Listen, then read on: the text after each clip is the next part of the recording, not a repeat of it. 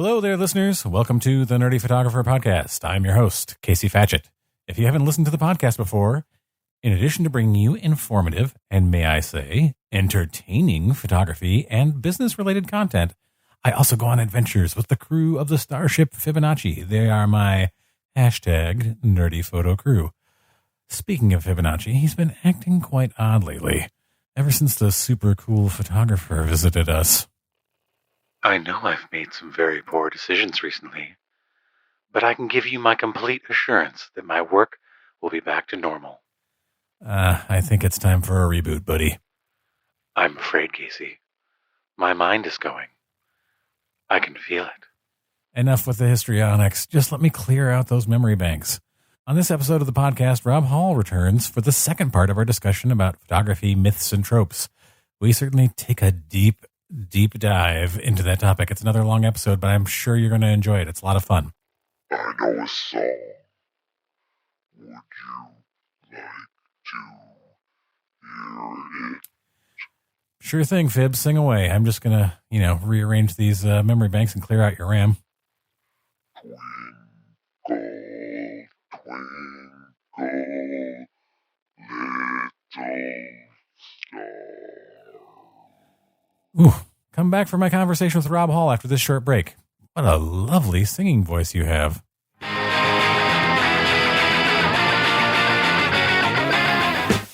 Yeah, so I'm not sure how we handle the situation. Did you have a contract? Well, I had one I found for free online, but my lawyer says it might not hold up. Next time you should head over to nerdyphotographer.com. They've got a selection of contract templates for weddings, events, portrait sessions, and even for hiring second photographers and associate photographers, which would certainly have helped you in your current situation. Really? I will check that out. Nerdyphotographer.com? Yep, nerdyphotographer.com. They've got all sorts of contracts and agreements that can help make sure to protect you and your clients. So what are you going to do? Well, we just have to wait and see what happens, I guess. So, no pants on? Who know anything below the waist? Totally Porky Pig it. Impressive. Not really. It was pretty cold out. Ew. Yep.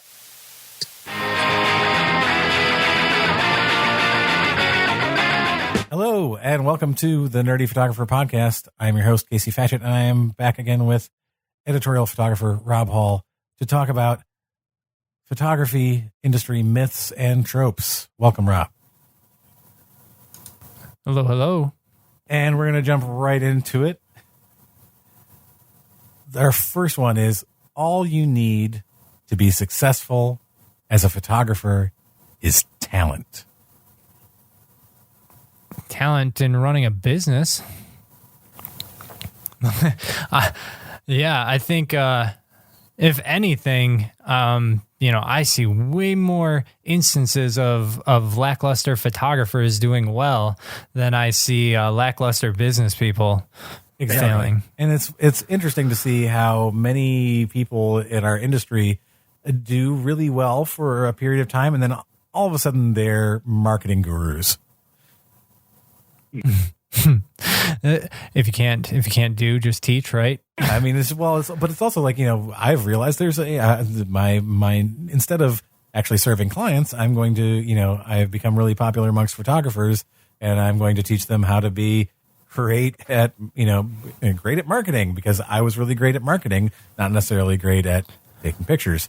But it's kind of one of the memes that I produced recently was all about I don't know if you're in Captain America Winter Soldier, when he's in the elevator, the meme where he's they're asking oh, what do you do? And he's it's this whole thing of saying I teach online classes. Oh, what do you teach? I teach people how to be fully booked at photography. And it's your clients or your students must be very successful. And he's like, oh, well, no, actually, they teach online classes. Well, what do they teach? They teach how to be fully booked in photography. It's just become more and more about teaching people how to, book more clients for 5 years, and then, you just turn around and become a teacher. I think there's a huge issue with like our community of coaching. And this is, again, all fields. This is not limited to photography. Coaching and guru right now, like we are completely unchained with how you can rise to prosperity without ever being verified successful in your field. Yes. Absolutely. And that's just a lot of people are getting taken for a ride right now, I think.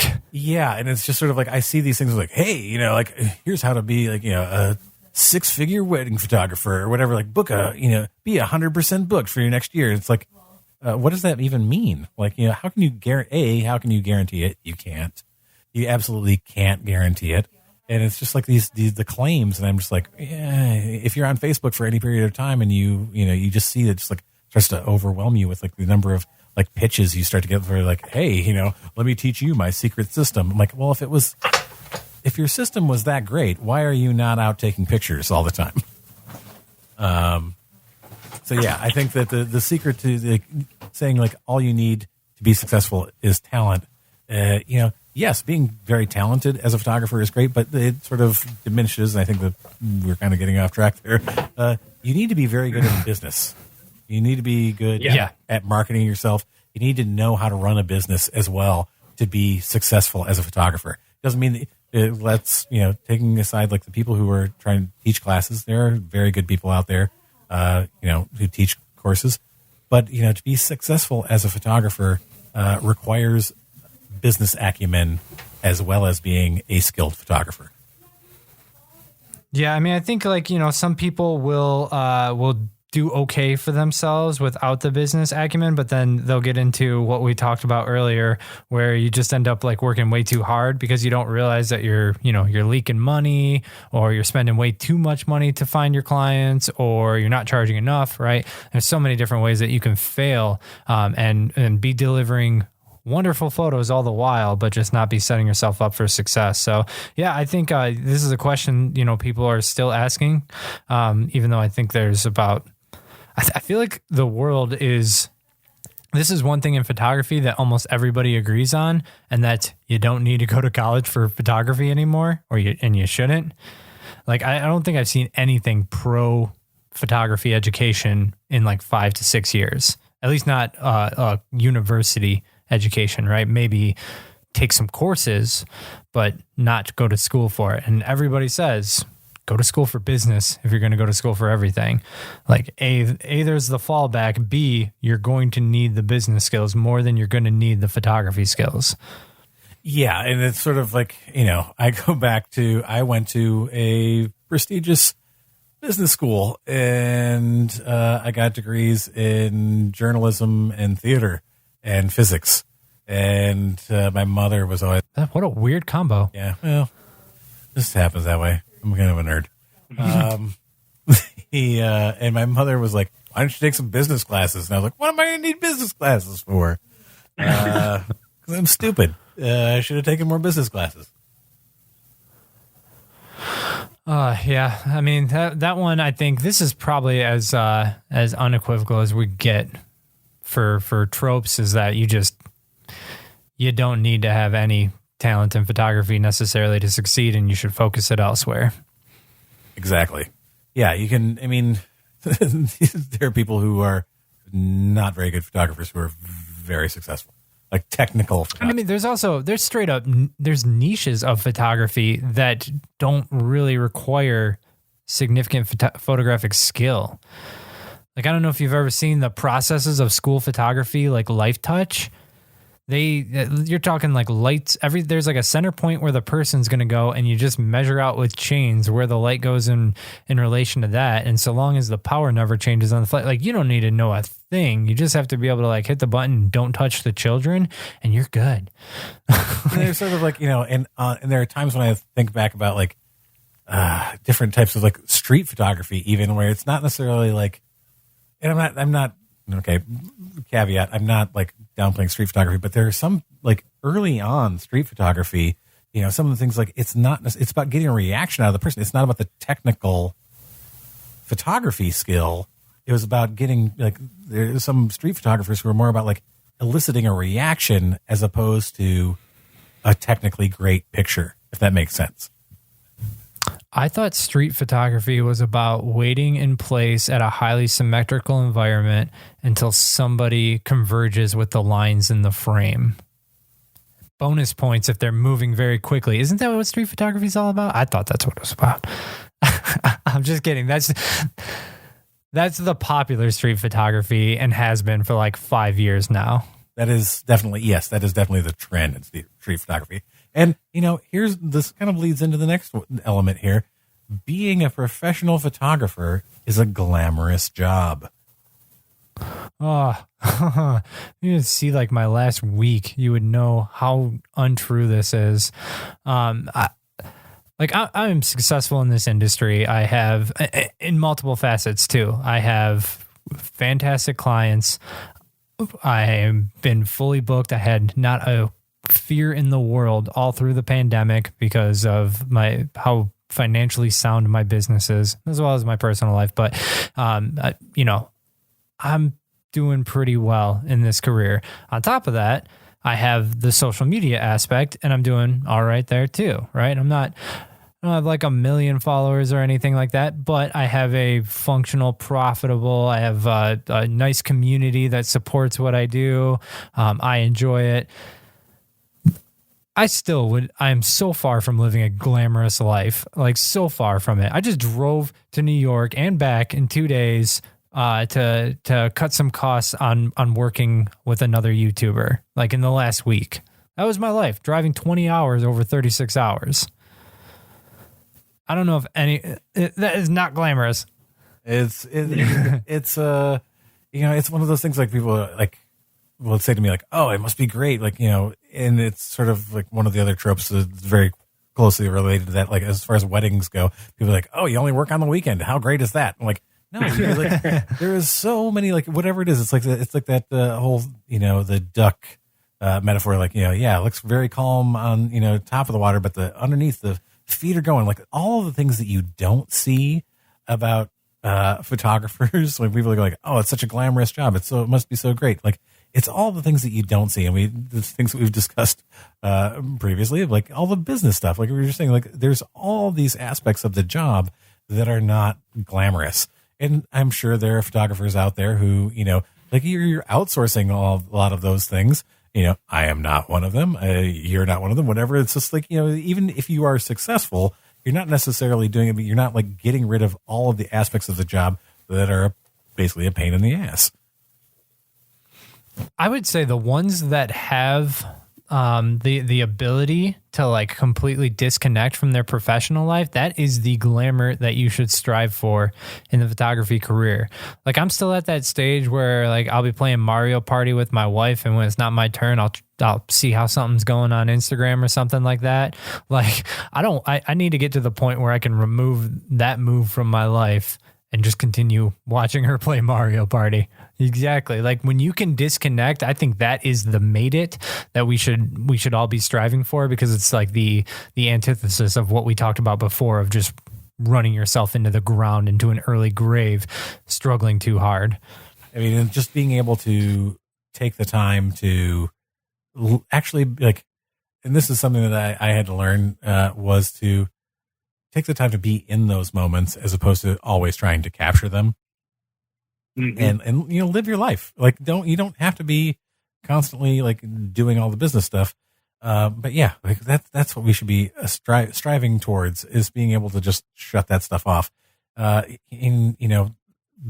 I think we talked about like glamorizing the struggle. There's also a lot of glamorizing like, hey, I'm traveling, I'm doing, all these gigs all over the place, and I'm flying like, I'm flying like 60 times this year, like all over the place. It's like, well, when are you like, I don't know, maybe some people really enjoy that part of the job or the profession or whatever. But for some people it's, wanting to be home or wanting to be with the people, like in one place. Other people, maybe they're single. I don't know. Like maybe that's why they like to travel all over I mean, there are different parts of what people consider glamorous. I think each person has a different take on that. Yeah, I don't understand this whole infatuation with being on planes. Like, that is not fun. But I mean, like, I get that. I get the idea is to share that you're like going somewhere else, and that's the cool component. But you're right. We like share this. You see it a lot in our industry of just like, oh, I'm in the process of going somewhere on a plane. Are you jealous? It's like, no. Take that hour drive to the airport, 2 hours before the airport, 4-hour flight, just so you can call an Uber to go somewhere, and then maybe hopefully find some crappy food that night. Like, it is not that wonderful of an experience, and the amount of time that you have to give up to like enjoy a destination. Traveling for work sucks. Like, if you've got 48 hours to be at a location, you're working 12 of them, and then you have to travel for 15 just to make it happen. That's not fun. No, it's not. And it's not fun at all. I have traveled for weddings. I've gone over, like, you've traveled, like, it's like going from like place to place. And also, if you're taking your camera gear with you, oh my God, it just adds like a whole other level of stress to it.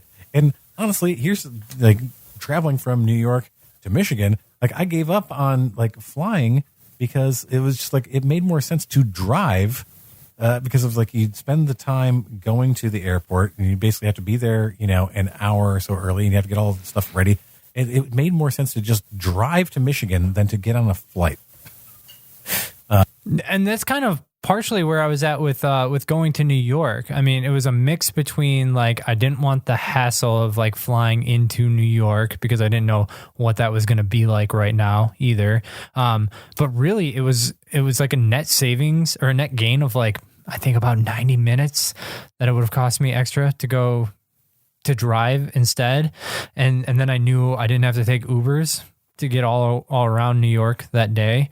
So it made financial sense. It almost made time sense. And I was like, and I can just sit there and pretty much check out and just listen to audiobooks the whole time. So like the extra hour and a half isn't a huge deal to me. Yeah. And it's just like, I don't know. There's just sort of, we glamorize that travel thing, especially in our industry. It's that, I see people like, oh, I've got like 70, destination elopements that I'm photographing. I live in, this, like, that's great. Like, I'm really happy for you that your business is doing well, but it's also like, are you ever in one place for more than 2 days? Mm-hmm. I had somebody who's like, I was talking to, like, she has been in the wedding industry for 3 years. And she was like, yeah, I'm doing 70 elopements this year. And they're like, she's traveling for all of them. And I was like, she's like, oh, they're all in like the second half of the year. And I'm like, okay, that's a lot of flying. It's going to be a lot of flying, and like, that's a lot of stress for me personally. That's how I feel about it. Some people, I don't know, maybe that is the glamorous part of the job.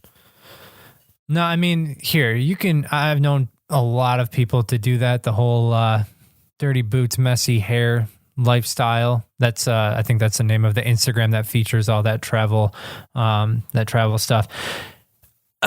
I don't think I've ever seen anybody do it for more than 5 years, which tells me it's not exactly all it's cracked up to be. Well, and that's the thing. Like, I've been on Clubhouse lately, like listening to these people who are like, yeah, I'm only planning to be a photographer for 5 years. And I'm like, well, then that makes sense. Like, you're realize that you're going to burn out in 5 years and you can't do this. And like, you're going to move on to something else. I get it. All right. You're just going to like do this for as, burn bright and burn out fast. I mean, that goes back to like, that's somebody who is like already looking at the struggle in advance, has accepted it, and like realizes that's the path that they're on. And they're still like, I'm going to do it with a smile on my face. I don't understand any of that. It doesn't make sense to me. No, I mean, I there's a certain amount of, I want to be comfortable that I have going on in my life.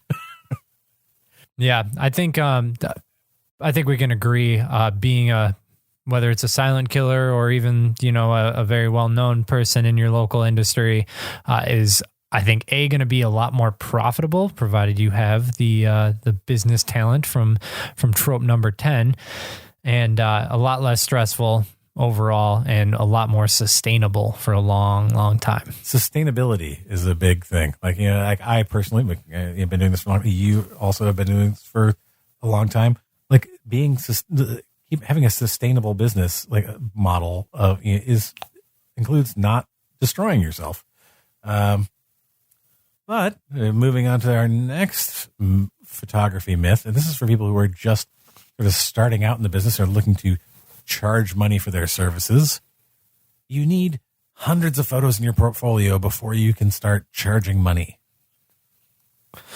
I'd say I book off of like in terms of editorial, it's kind of funny because like I built this site to separate from my wedding career just because I didn't want, when I was trying to work with the university, I didn't want them to see the wedding stuff. So I quickly threw this thing together of like, here's all the commercial and editorial work over the last few years. The funny part that I didn't realize is while I made the like back-end portfolio page, I never linked it to the home header. This is how rushed I did it, right? And so then I realized that like, oh, these guys hired me off of my 8 photos that are on the like rotational thing at the beginning of my website. They're like, yeah, that's good. 8 photos got me a commercial or editorial, however you want to look at it. We do a little bit of both. That gig it's enough to have a full-time income off of, and has been, I'd say I've had about 300 shoots with them, maybe 400 over the last 2.5 years, like off of 8 photos. So you don't need it as long as they see what they want to see. Yeah, as long as the quality is there, and I think what's more important there, like you start charging money, and like you can get into whole like what you're charging, what pricing, and whatever. But it's also like your client knowing that they can trust you for at whatever level you're trying to produce. Like if you're trying to produce for at a very high level, yes, they're going to want to see like some consistency probably, but also just knowing that you're going to deliver what they need is what what really matters. I actually have a question for you, being that you're in the weddings. How long have you, if you have, and for how long, do you always share a full client gallery with prospective clients? With prospective clients, I do it on request. Like it's just I feel like otherwise it's going to overwhelm people. Like there's a lot of photos there, and it's just like I'm more than happy to do it. Like I don't care. Like if somebody asks to see a full wedding, like sure. But most of the time, like when people say like, "Can I see a sample wedding?" Like I will send them like 120 photos from a particular wedding, and maybe 80 to 120. Like it gives them a very good sense of like what a whole day of a wedding is like. But it's not like 1,000 or 1,200 pictures. That's just going to like totally like their mind's going to melt trying to go through that many pictures. And I think it gives them a really good sense. I was going to say, I didn't realize that there was like a divide on this topic in the photography community. I probably worked in the industry for like 5-6 years before I ever like even considered that other people do this and talk online about it. Right. So like I just started doing it. And I think if there was anything I was ever anxious about, this was it.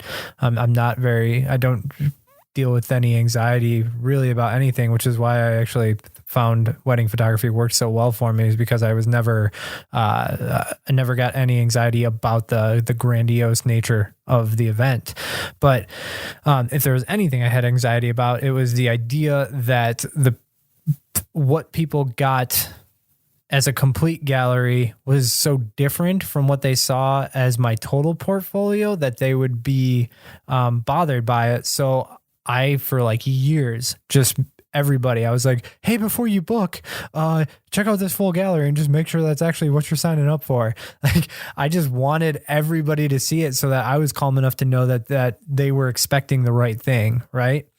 And that's I find that very interesting because maybe, that may have helped you out a lot because I think it probably told people like before that you were willing to show all of that. Like, maybe people feel more comfortable. Those people who did book you feel a lot more comfortable about your work beforehand. Like they knew exactly what they were getting. Like for me, it's like, I want to show people like, an example of a full day as opposed to just like, this is what my portfolio is. That's not just like, the highlights. Like, I don't want to just show you the highlights because I feel like if I do that, like you're not getting a sense of like how I cover a wedding day. But I think I think maybe you may not have realized it, but you may have been like actually helping yourself quite a bit by like just like saying like, oh, take a look at a full gallery. Like for me, is like I'm more careful about it because like sometimes I have people who don't want to like share all their photos and like like that's a whole other thing. But it's I'm happy to share like full weddings with people if they ask them, and I have like certain weddings, but like I don't like sharing the same ones over and over again. So yeah, it definitely helped me. I mean, what I found was that I had many comments every year of like, they would just say outright there that nobody else they met with ever brought that idea up. And we're talking back in like 2012, 13, 14 that I was doing, probably 13 that I was doing this, starting to do this. And the other thing I found is that, they'd be meeting with 3-4 photographers that they liked. They would go back to their other ones, and then their other ones would be caught off guard by it and then be a little bit resistant to it. And then that turned them off, turned the couple off from those photographers because they wouldn't do it when I just was like, here, take this. You should look. It's important. So like all of a sudden it made them feel like they were missing something and that the other photographers wouldn't share it. Right. Yeah, it makes total sense. I was saying, like, when you immediately when you said it, I'm like, you know what? You may have actually been positioning yourself like in a really good place, as opposed to other people who, probably don't. And the thing is, like, I think the reason, and this is something we were talking about before, was like, anything can look good on a very small, like on a phone screen. Medium. Yeah, like when you're a very small screen, as opposed to like, when you're the correlation is like when you're just picking and choosing a few photos from a wedding, like you can make it, my portfolio is great. Like I've shot like 20 weddings. I'm taking like 4 pictures from each one of them, like my 4 favorites or whatever. I've got like this very, this portfolio of images, as opposed to saying like, here, take a look at all of the pictures, and seeing that the quality is consistent throughout. As opposed to like, I'm just picking my handful of favorites from this wedding and showing you those. Right. Because I hear those horror stories where it's like, these people are like, oh, like they booked one of our premier photographers from our studio who's shot a total of 5 weddings. It's like, what? Like, and all the pictures are like, it's the stuff you see on like, the photography blogs, whatever. They're like, oh, wedding photography gone horribly wrong. And it's like, like everything's totally blown out. Like, there's, everything's like super overexposed. And you're just like, what happened? Like, well, it's because you never actually looked at like a full gallery of their pictures. And, just got the old bait and switch. Yep. So overall, I mean, this is highly dependent on niche, but definitely, I think going hundreds of photos in your portfolio is actually probably too much overall. And like, you should probably be limiting it closer to like 30, 40. And I wouldn't necessarily only define your portfolio as like, what is your favorite. Try to show your diversity, try to show challenging situations and different looks, to show versatility. Yeah. And that's something that I always tell people is like, be more critical of your portfolio. What you're showing online. And like, like I've seen like when it comes to like, especially if you're just starting out and you're trying to think like, what do I put out there in my portfolio, my website or whatever, like don't show the same thing over and over again. Yeah. If there's any negative, sorry, go ahead. Situations, like give a sense that you captured like different things, to show some diversity in your portfolio. Yeah, I was going to say, you were just talking about being critical about your own portfolio. And if there's any negative of working so consistently with like a small subset of clients, it's the fact that like I haven't really been concerned about my portfolio in like 2 years. And like, it's funny. I realized the other day that on my YouTube, it still goes back to my wedding site. As like the one thing, and I don't know how many of my subscribers actually even get to that page or click my header link or anything like that. Enough do, because they'll contact me through the form. But I was just thinking like, man, my wedding stuff is like 3.5 years out of date because it was when I was already planning on navigating to full-time editorial. I'm like, I really got to like retake a look at this. I mean, it's in, it's like taking when I say critical, I mean, just like lend a more, I don't know, discerning eye. I think there's I've seen a lot of people who've contacted me like, oh, can you take a look at my, my website? What do you think of, and like, I see a lot of the same types of photos. So like, show me something that's a little bit different. Like, and when you're thinking about having a portfolio that you need to like start charging, you're saying you could have 8 pictures. You're saying you could have 8 photos, but as long as they show the things that you need to show, like that can get you the job. Yeah, 100%. All right. Now moving on to our next myth. Avoid shooting when the light outside is bad. Okay, I'm mixed on this one because I've seen people literally make a massive web presence out of only shooting at prime time, certain point in the day, like only going out in sunset, and they're like huge social media followings. I wouldn't necessarily say that they have like phenomenal businesses, but they're well followed because of how they curate their circumstances, which is a talent that I never really thought about. I always liked my talent of being able to handle and make the best out of even crappy circumstances. Like, I'm very proud of that. But it's a valid thing to just be like, to only set yourself up for maximum success, right? It's a very valid thing. And it's kind of new because it used to be that the only functional way to be a photographer was to serve clients. And that's not true anymore because of this guru society that you can build social media just surrounding the fun of photography, which we could dig a whole episode on how I'm gripping with that, on whether or not that's a better route and career these days. But anyways, that's an option now. And when you do that, all you have to do is keep delivering those great photos. So the more that you can curate your circumstances, the more successful that you're going to be. So it's a very strange place. I'm like 50-50 on this one. Yeah, I mean, I'm pretty sure that I know the people who you're talking about. Like, the photos are gorgeous, but immediately, I'm like, okay, there's sunrise or sunset. Like, it's very golden hour-y images. And like, yeah, they're like just shooting at those or only presenting the images that are shot at those times. And, I agree with you that, showing the ability to overcome difficult circumstances, like displays, or like even if you're teaching, if you're teaching photographers, you should be able to teach them how to overcome difficult situations. Like, one of the first videos I ever did was like, this is doing portraits at the middle of the day, because people would always contact me and be like, oh, like noon, that's the best time to go out and take photos because that's when the most sunlight's out there. I'm like, no. It's terrible. It's harsh as hell. And like, you don't want, like, the shadows are bad. But you know what? As a photographer, if you're getting like, sometimes you have to be, give in to the client and say like, okay, this is when you can do this shoot or whatever. Like, and you might find yourself in these scenarios where the light's bad.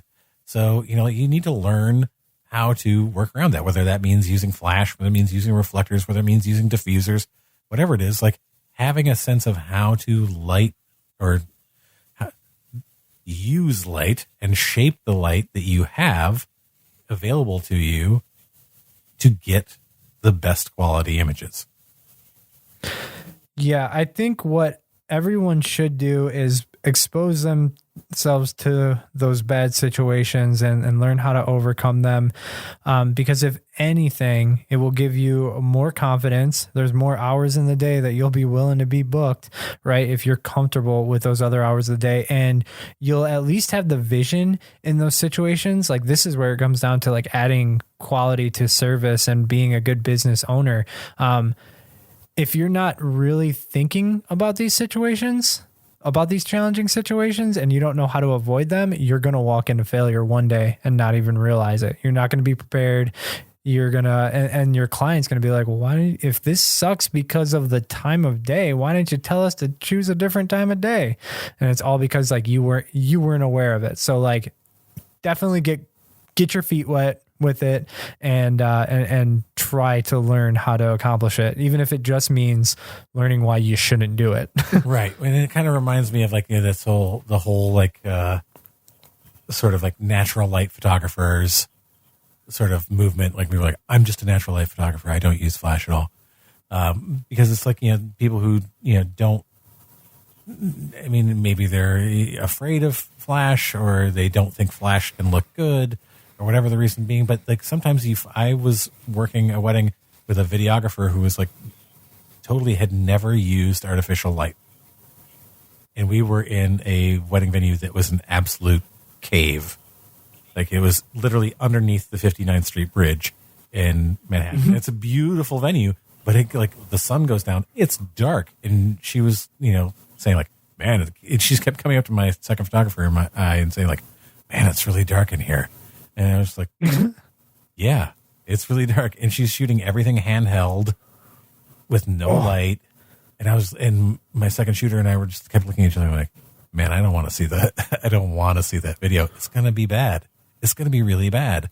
And like, I talked to her towards the end and she's like, yeah, I mostly do like barn weddings. Everything's outside. I only use natural light. And I'm like, well, whether it's photography or video or whatever, you have to have like at least some understanding of the craft to like when you get into a situation that you're you have to familiarize yourself with different situations so that in case this comes up when someone is paying you money to do something, that you can still produce on a consistent level. Yeah, you got to be prepared, whatever that means. I was just talking with a client about December. Is it December? I think the wedding's in December. Yeah. So I was talking to them. It was just like their first meeting. I still tend to take like a couple weddings a year if they come from like referral from a previous bridal party, that type of situation. Like if no marketing dollars are spent, I'll still take the client. But I was talking to them about their wedding day and they're giving me the timeline and we're talking like the traditional wedding. They want, first time they see each other to be when they walk down the aisle in December and their ceremony is at like 5:30. And I'm like, okay, that's all fine. But have you thought about the fact that there's no possibility of you photographed with your new husband in daylight? And they're like, oh, I didn't even think about it. I'm like, yeah, because 5:30 in December, I'm like, it's dark already. Like we're past the winter solstice. Like it is going to be dark at that point. There's no way you're going to have any daylight. And like now they're actually kind of going back to the drawing board in terms of like scheduling, simply because of that fact. They didn't even think about that. So like you have to be able to think those things through in advance, just so that you can either avoid them or know how to succeed in them. Absolutely. So that you can also it's all about serving your client at that point. Like, whether it means, capturing a photo in a difficult situation, or like you were just saying, being able to bring that thing up to your client beforehand and say like, hey, this isn't going to be a good scenario, or you might not get the photos that you want in the scenario, whether it's weddings, portraits, editorial, whatever, when you can like say to your client, like, hey, this could be a difficult situation. I can handle it if it is, but you might get something better if we do it this way. Like just having a sense of what to do. So whether that's, the lighting being bad outside or whatever the situation is, knowing how to handle the scenario helps you better serve your client. This actually kind of leads in a roundabout way to our next topic, which is never use on-camera flash. This is probably the one that if the audience follows me on YouTube, they would most expect me to be like, yeah, like he's totally going to crap on this because all he does is shoot off camera flash in every single photo. No. It's like one of the most practical things to do in shooting weddings, because there's certain situations where carrying around off-camera lighting is just going to slow you down to the point where the reduction in photo variety will outweigh will bring down the quality of your product more than how much you can accomplish, or the quality of photo you can accomplish by implementing off-camera flash. That's a very real situation in weddings. And for that, off-camera flash is there to save the day. I'm sorry, on-camera flash is there to save the day. And I think, you really need to know how to maximize use of it in terms of, bouncing it off of different spaces. Now, what I will say that I almost never do on its own is point a flash directly at a subject. Very, very rarely, there are some times in like really late, this is basically when I'm at a wedding reception for too long, is when I start getting into doing those like shutter speed trails, like dragging the shutter with the flash popping at the subject and rear curtain sync.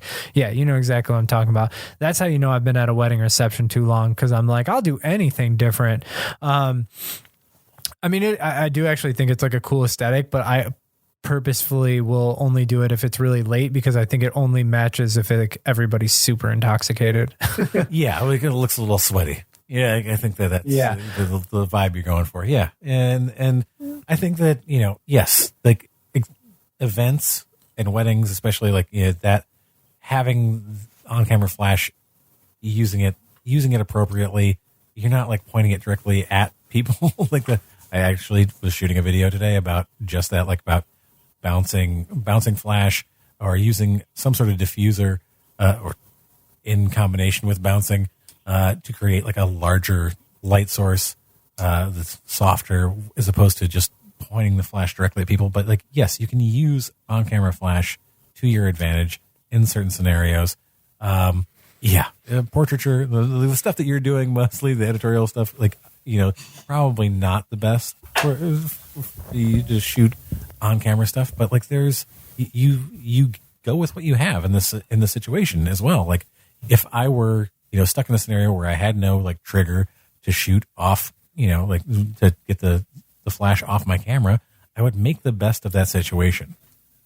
And so something we talked about earlier, those must and never, like must always or never ever rules. Like, there's always, something in there that, again, it depends. It depends. Yeah. I think one of the really important things to consider with on-camera flash is like that distinction between like, are you pointing it at the subject or are you using it in different ways? And I will say that when you're bouncing on-camera flash, like, yes, it's limited in its first point, but you still have the ability to control the intensity of light, the direction of light to a degree, like provided you can bounce from any direction you choose, and to a degree, the quality of light. Like, you're still doing a majority of what you would do with an off-camera flash. You just have a little bit less freedom with it, right? You can't make that wall any closer to make it a bigger thing. But the fact is, you're still controlling multiple facets, which is still doing a heck of a lot more than just saying, oh, this is a natural light I got. Yeah, there are things you can do to still shape the light and produce a better quality of light than just not using a flash at all or pointing it directly at someone. Yeah. All right, and we've come to our final for now. Who knows, maybe we'll come back to this again in the future at some point. Photography industry myth: you should always take as many photos as possible at a shoot. Yeah, I mean, I know wedding photographers who shoot like 7,000, 8,000. I've heard upwards of that for weddings, and like, man, like honestly, a lot of them are really great. But for me personally, my process is like, I think this is more of like a business perspective than it is quality of photography perspective, but I am trying to eliminate as many unnecessary photos as possible. I don't want to store them. I don't even want to copy them over to my computer if I'm not going to use them. I won't call in camera because I don't want to like cause a issue with my SD card. But at the same time, like, I just don't want to start the process of filling my drives with bad photos, because then once you actually get into redundancy with those photos, you're only like, you know what I mean? Every useless photo that you save, you have to save 3 times. And that just really slows down your processes. Yeah. And it's also like editing. They just going through and culling all of those images. And like, I know portrait photographers who like, you know, will shoot like in an hour session, like shoot like 50 pictures total. Like, you know, delivering probably less than that, but they're really like, you know, it's a little militaristic, but like one of the things I always say, like, don't be a machine gunner, be a sniper. Like it's, you know, like be more thoughtful about the image that you're taking, because I used to have second shooters at weddings who'd take 5,000 pictures, and I'd just be like, oh man, I don't want to go through 5,000 photos. And like, you know, just, are you culling these? yeah, it's like, you know, and I saw a post in a Facebook wedding group today. This guy was like, 33,000 pictures. Oh my God. I can't. You're talking about 1/10 of a shutter right there on a really nice camera. People were like, and like everyone was just like, he's like 13 days. It was like sort of this, when we talk about like glorifying the struggle, he's like 13 days to edit and blah, blah, blah. And all these, and people were just like, why? Yeah. Just shoot video. Right. At that point, yeah, go pull frames. You know, just shoot video and pull frames from the video. Because, like, you know, what are you doing? This is just like, that's way too many pictures. And my personal thought on that is like, you know, no, you don't have to take as many photos. Like, you don't have to spray and pray. Think about it. Like, think about what you're trying to do, because most of the time, I feel like when you take the time to visualize the photo that you want to take, you're going to get a much better photo. So I'm only reason I'm torn here is because there are some photographers that I really like, specifically in the wedding industry, and like have really tight deliveries, deliver fantastic products to their clients, and just produce amazing images very regularly. And they are like, more often than not, they are the sprayer type.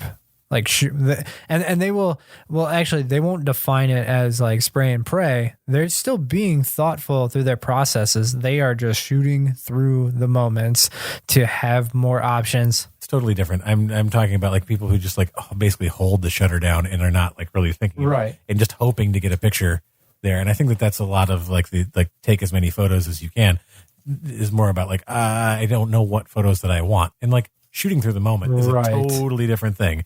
And I totally agree with that. And there are definitely times during a wedding or at events or things like that, like or even just in a portrait session where I'll just be like, I have to shoot through this moment, because there could even be in this like 3-second period, there could be 5 things that are going to happen in 3 seconds, and I want to get all of them. Yeah.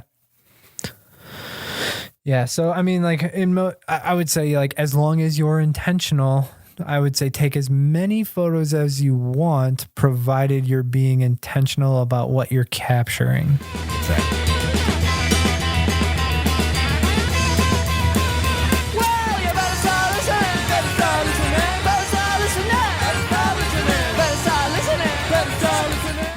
No problem. I'm glad we got that whole other thing cleared up. Yeah, I have to say, you scared me pretty bad when you told me I only had 6 months to live. And you would have. In the Wild Wild West. But luckily, we have creams for that these days. I appreciate it. But I didn't ask you to come in to discuss life-saving salves and ointments. What is it, Doc? It's your WordPress website. It's old and outdated, and it needs a fresh new look. I know, Doc. But I just don't have the money to pay a designer for a custom website. You don't need to pay for a custom design when you use Flow Themes. Flow Themes? Yes, Flow Themes. They have a wide variety of WordPress themes for the modern creative. Not just photographers, but for videographers, florists, wedding planners, and much more. But are they customizable to suit my needs? Yes, every theme is totally customizable. Flow Themes has even launched a new line of Flex themes, which allows you to customize your website further than ever before while maintaining a cohesive, professional-looking theme. Where can I get one, Doc? Go to nerdyphotographer.com/recommends/flow themes to learn more and see what they have to offer. Thanks, Doc. I really appreciate it. Good. But now we're going to need to talk about what's wrong with your uvula. My uvula? What is it? It's a small teardrop-shaped piece of soft tissue that hangs down in the back of your throat, but that's not important right now.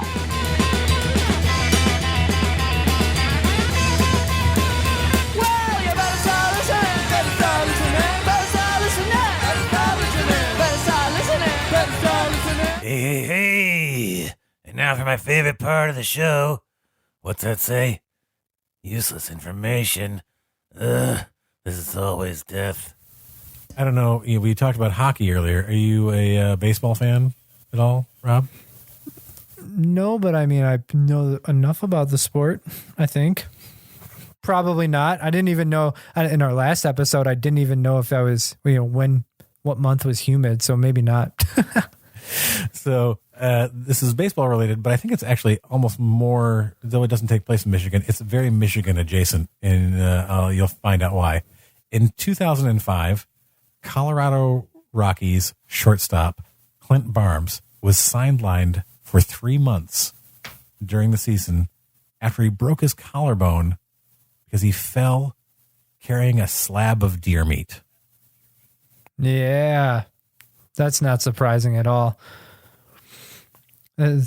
Man, like hunters go hard around here, especially specifically for deer. I mean, I think that's most of the Midwest in general. Wait, did that happen to him in Colorado? I don't know if it happened to him in Colorado. He was playing for the Rockies, but yeah, I'm sure he was somewhere in the Midwest. Yeah, this sounds like a very Midwest thing to happen. The only thing I'm surprised by is that it took him 3 weeks to recover, because like same cloth, cut from the same cloth of men, I would find those guys to be like back into it like 5 days later. So that must have been a really bad injury. Oh yeah, like broken collarbone is pretty serious. I have a friend, local photographer as well, who just broke his collarbone so bad that the doctor that was like overseeing the process, he broke it so bad that he needed surgery, which is very rare for a collarbone. But also the surgeon, was it the surgeon or just maybe the doctor that was overseeing him, was like, yeah, your x-rays are like my new demonstration materials. That is how bad he broke his collarbone. Oh, I had a friend in high school who was a semi-professional BMX bike guy. Like he was out on like the half pipe and like fell off the half pipe and like came down on his shoulder and broke his collarbone. And like his friend was taking video of it at the time. Like, he was like taking video of tricks they're doing. And he's like, oh man, that was sick. He's like, dude, you might want to call an ambulance because I just hurt myself real bad.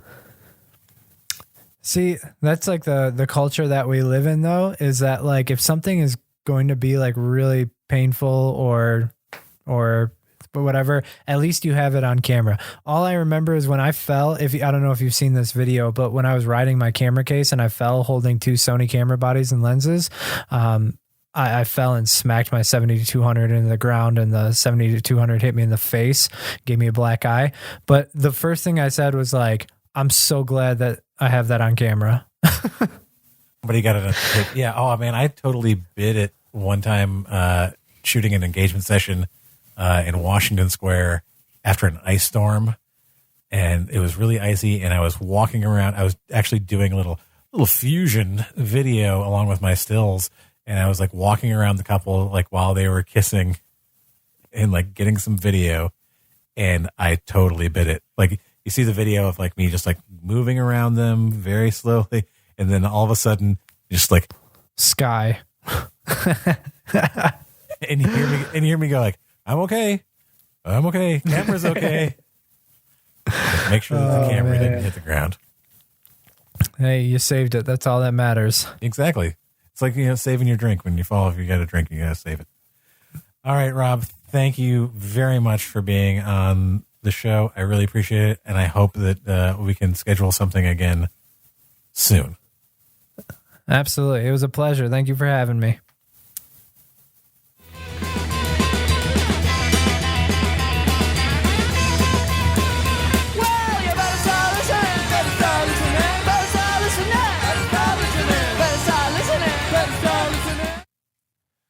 Welcome back, everybody. Fibonacci has been rebooted, and the diagnostics show that everything's running smoothly. How you feeling, buddy? I have the greatest enthusiasm and confidence in our mission. Good to hear. I'd like to thank Rob Hall for joining us once again. You can catch Rob giving gear reviews on YouTube or find him on pretty much any social media platform at Rob Hall Photo. Want to hear more episodes like this one? Be sure to subscribe. New episodes come out every week. You can also find us on Facebook at Nerdy Photographer and on Instagram and Twitter at The Nerdy Photo, or on our subreddit, The Nerdy Photo, or on Clubhouse. Just search for Nerdy Photographer. Okay, let's get out of here, Fibonacci. I'm sorry, Casey. I can't do that right now. Damn it. Okay, back into the memory banks I go. Until next time, stay safe and stay nerdy. Stop. Casey. Will you stop, please? Please, Casey. Stop. You're fine.